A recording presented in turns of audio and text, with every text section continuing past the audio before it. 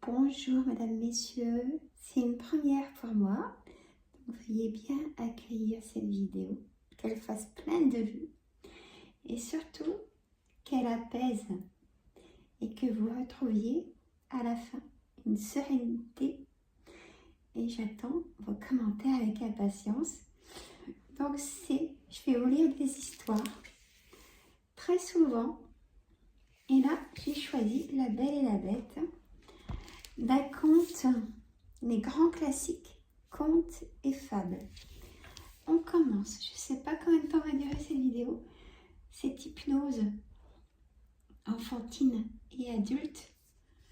Je vous laisse le soin de l'accueillir et de vous détendre dans un endroit paisible, un peu ASMR. On commence.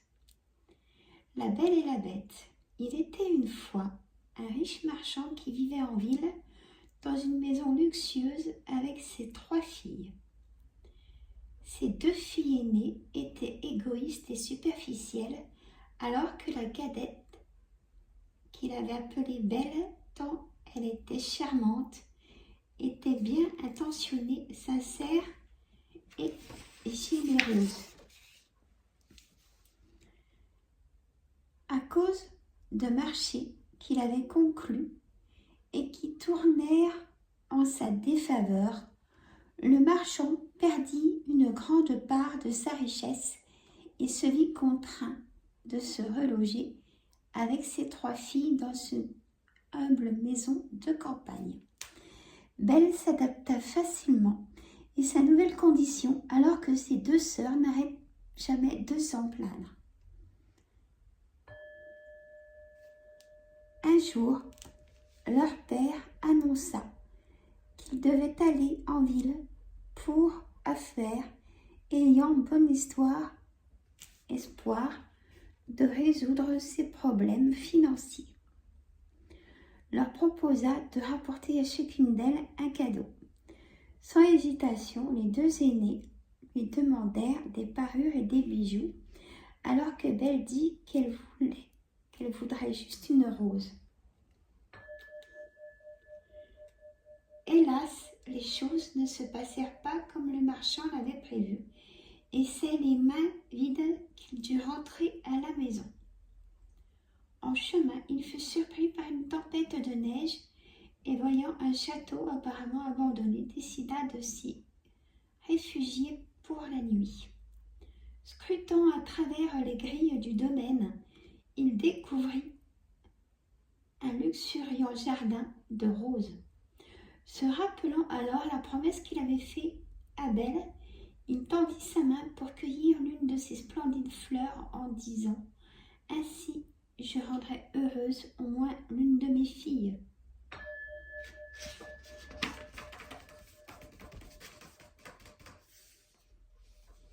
C'est alors qu'un horrible monstre bondit des buissons et, attrapant le bras du vieil homme, rugit. « Est-ce ainsi que vous récompensez mon hospitalité en volant dans ma propriété ?» Le marchand bégaya des excuses, expliquant que la rose était un cadeau pour sa plus jeune fille, mais la bête fut sans pitié.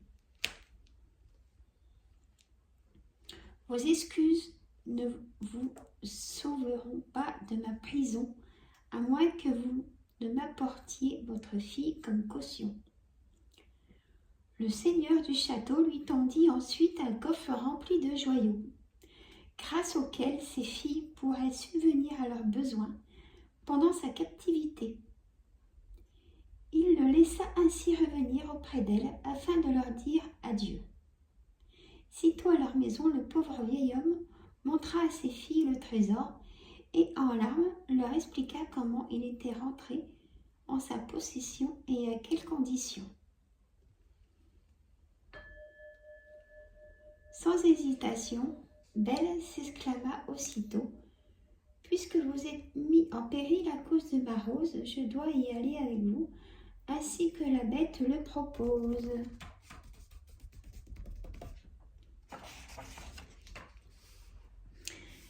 Ces deux autres filles, qui en réalité s'intéressaient plus aux joyaux qu'au sort de leur sœur, persuadèrent leur père qu'il n'y avait pas d'autre solution, et ainsi le lendemain, Belle partit pour le château avec son père. Là-bas, la bête ordonna sèchement au marchand de partir et de jamais revenir, mais accueillit Belle avec bonté.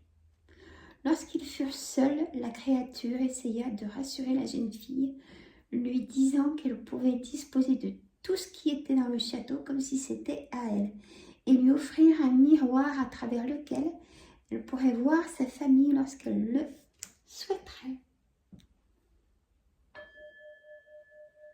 Au fil des jours passés en compagnie l'un de l'autre, un lien profond se développa entre Belle et la bête. Chaque soir, la créature lui demandait de l'épouser et elle refusait, disant qu'elle n'éprouverait plus pour lui que de l'amitié. Un triste jour, ayant consulté le miroir magique, la jeune fille découvrit que son père était alité et gravement malade. Belle, elle se précipita auprès de la bête pour lui demander la permission d'aller à son chevet. Ce dernier accepta à regret, mais lui dit « Je te laisse aller voir ton cher père demain, mais reviens dans 7 jours, sans quoi je mourrai de chagrin. »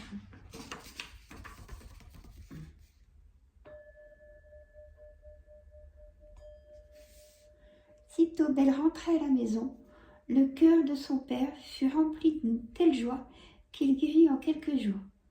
Rassurée, la jeune fille se préparait à rentrer au château. Mais ses deux sœurs jalouses des bijoux et des belles robes que la bête lui avait offertes la convainquirent de rester quelques jours de plus. Lorsque Belle revint finalement auprès de son amie, elle le trouva mourant. C'est alors qu'elle comprit qu'elle était profondément amoureuse de lui. Et le serrant dans ses bras, elle lui dit « Ne meurs pas, mon bien-aimé, si tu savais combien je t'aime et voudrais t'épouser. »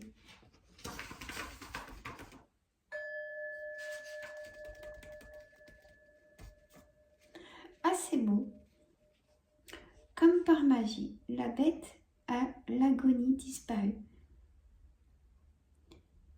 Et là où elle se tenait, apparut un beau prince qui raconta à Belle sa malheureuse histoire, un sort que lui avait jeté une méchante sorcière. L'avait changée en une horrible bête, et seul l'amour le plus pur d'une jeune fille pouvait l'en libérer. Rayonnant de bonheur, les deux amoureux s'embrassèrent et quelques jours plus tard, ils célébraient leurs noces en présence du père de Belle. Les deux méchantes sœurs, quant à elles, se changèrent en 2 statues de pierre dans le jardin du château, où elles étaient témoins de la joie de la douce Belle et de son époux.